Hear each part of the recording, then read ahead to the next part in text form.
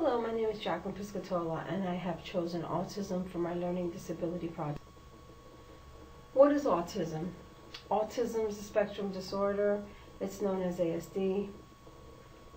It refers to a group of complex neurodevelopment disorders characterized by repetitive patterns of behavior, difficulties with social communication and interaction. These symptoms are present from early childhood and affect daily functioning in children with autism. It's said that they are on the spectrum, which refers to a wide range of symptoms, skills, and levels of disability and functioning that can occur in people with ASD. It's very important to know that some children and adults with ASD are fully able to perform all activities of daily living, while others require support to perform even the most basic activities. It's also important to know that ASD does not discriminate. It can happen with any racial or ethnic group across all socioeconomic levels. However, it's also ratioed that boys are significantly more likely to develop ASD than girls. An analysis from the Centers for Disease Control and Prevention estimates that 1 in 68 children has ASD. I chose these photos, one, because this gives you an idea of people with autism, always unique, totally interesting, sometimes mysterious. But I chose it because of the puzzles. I like the effect of the pictures showing what people with ASD are like. They're like puzzles, perfect in their unique way, but there are pieces missing to that puzzle, and those are the pieces that they're trying to figure out or understand, and you're trying to figure out and understand. When you have ASD, it may appear different, especially if you're comparing it with infants or children and you're trying to compare them to children their own age. It varies.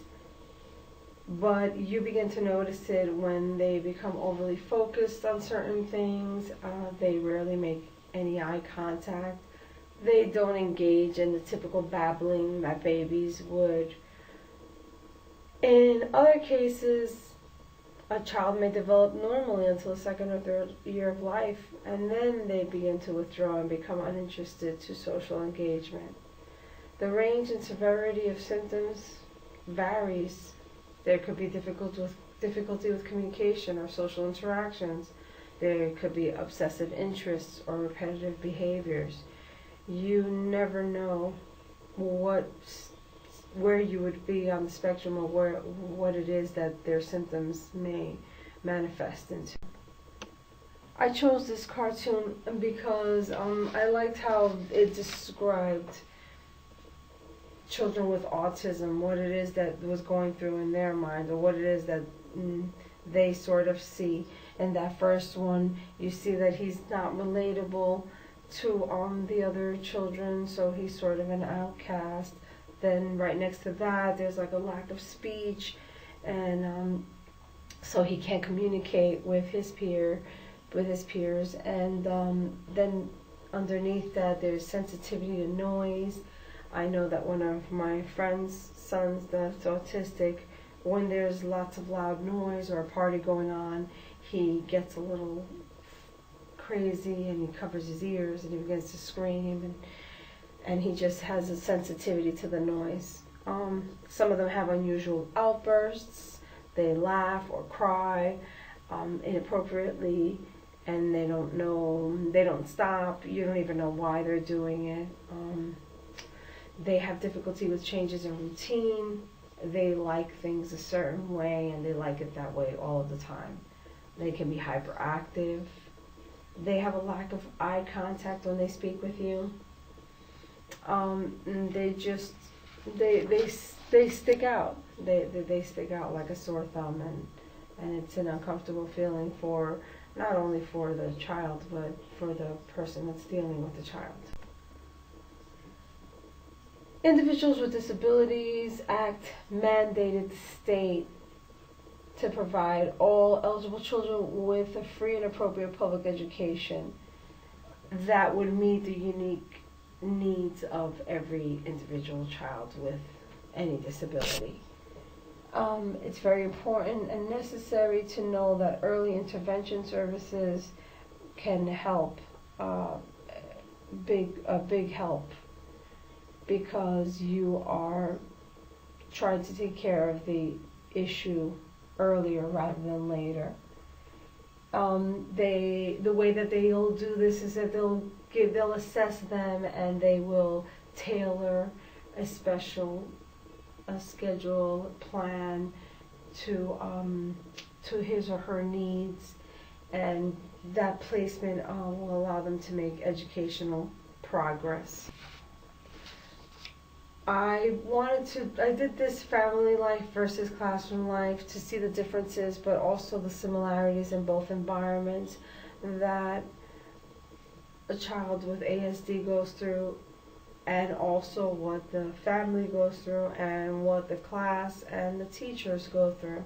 And you see that some of them kind of are hand in hand with one another, and it's a struggle for all members, and once family members, and once they're more accepting of it, things can go smoother. It's very important that a family continues to be a strong family unit. That's very important for an autistic child. Just like that strong classroom unit working together will also be very good and a very positive thing for that student. Some of the things, as I said before, are alike. Simple, clear, and concise language always, constant communication, the family side, love for that child. Make sure that everyone in the family has that alone time to relieve that stress, and then you can see the difference that it'll make. A student with learning problems probably needs specific alterations in their classroom.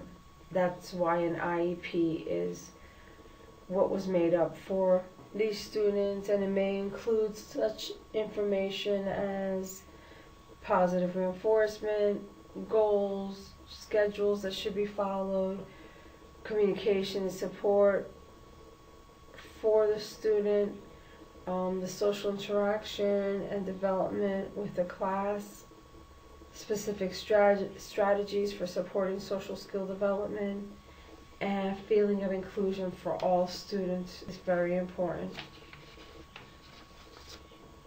It's also good to know that people with ASD can lead normal lives.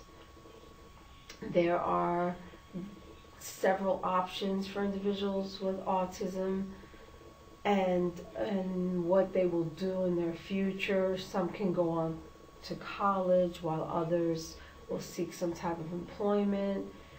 It could be sheltered employment or supported employment or competitive employment. Some may want to attend college.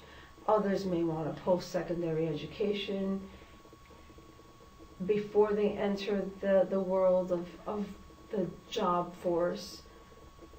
It's important that these students have a plan, that there's transition planning, that they have a transition counselor or someone that will help develop and implement this plan to secure employment, and someone that will know what their strengths are so that they can be utilized in whatever activities they begin to work on, whether it's volunteer opportunities or internships or job sampling. All of this plays an important role in preparing young adults for employment.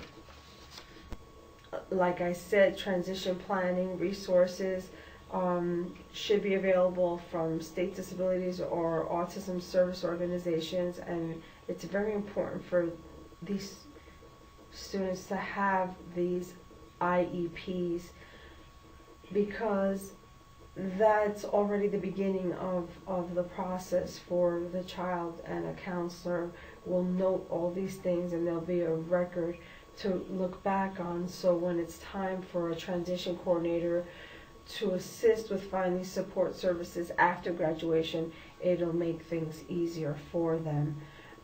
They can also work with career centers or Office of Vocational Rehabilitation.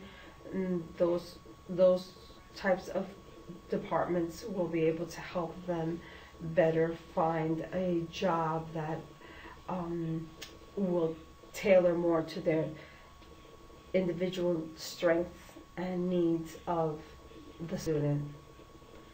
I chose these photos because I thought that this shows how a child with autism might feel, like they cannot think clearly or they can't see the other side, but they know what they're trying to communicate. It's almost like it's blurred, but yet you can see it. I like the other one because it was more of a picture of their brain and kind of like the explosion in their brain that's burning in their brain. And again, always with the puzzle pieces, because there are pieces of the puzzle that are missing. I'd like to thank you for your time and have a good night.